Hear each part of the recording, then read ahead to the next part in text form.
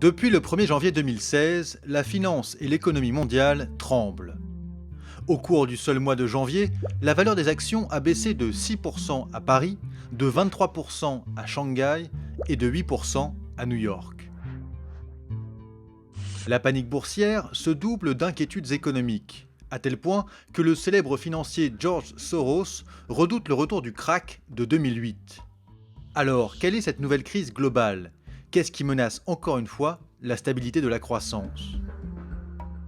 Au départ, il y a le ralentissement chinois. En 2 décennies, la Chine est devenue l'usine du monde grâce à sa main-d'œuvre bon marché. Elle a tiré toute l'économie mondiale pendant cette période.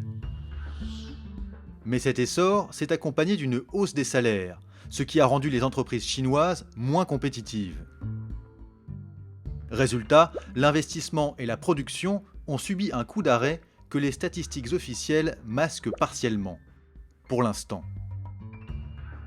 La croissance 2015, annoncée à 6,9% par Pékin, serait en réalité 2 à 3 fois moins élevée. Du coup, quand l'usine du monde réduit sa cadence, elle a besoin de moins d'énergie. L'effet domino se met en place, les prix des matières premières partent à la baisse, et notamment celui du pétrole. Effectivement, l'or noir qui culminait à 110 $ le baril en 2013 est depuis passé sous la barre des 30 $. Une chute accentuée par l'augmentation globale de la production. Autre maillon de la réaction en chaîne, les pays émergents. Ils étaient les grands pourvoyeurs de matières premières pour la locomotive chinoise et dans le sillage de leurs précieux clients, ils calent à leur tour. Ce ralentissement est d'autant plus grave que pendant la période faste, ces pays se sont rarement préparés à vivre sans leurs rentes énergétiques, minières ou agricoles. Et puis, ces producteurs sont aussi des consommateurs, et ils sont friands de produits fabriqués dans les économies développées, tels que l'armement, l'équipement technologique ou les produits de luxe. Conséquence, leur problème de revenus et donc de pouvoir d'achat devient aussi celui des économies développées. Or, ce renversement se produit sur un terrain à haut risque. On peut le voir sur ce graphique qui montre ici la position des pays en fonction du niveau de la dette de leurs entreprises, et ici la hausse de cette dette depuis 2008. Anticipant une croissance continue, les entrepreneurs des pays émergents se sont fortement endettés ces dernières années. C'est le cas en Chine où cet endettement dépasse les 160% du PIB, soit une hausse de 60 points depuis 2008. Les experts du FMI l'ont souligné dans un rapport, les crises précédées par un excès de dette privée sont plus profondes que les autres. Du côté de l'Occident, c'est plutôt la dette publique qui inquiète. Son niveau historiquement élevé est associé à un fort chômage, un effondrement de la productivité et un vieillissement de la population.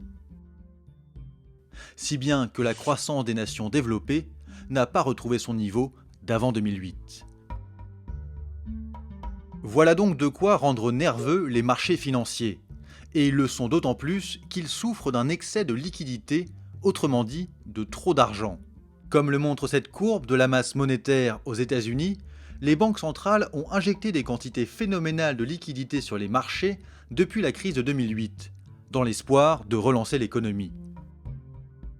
Aujourd'hui, ces liquidités représentent 30% du PIB mondial, contre 6% à la fin des années 90.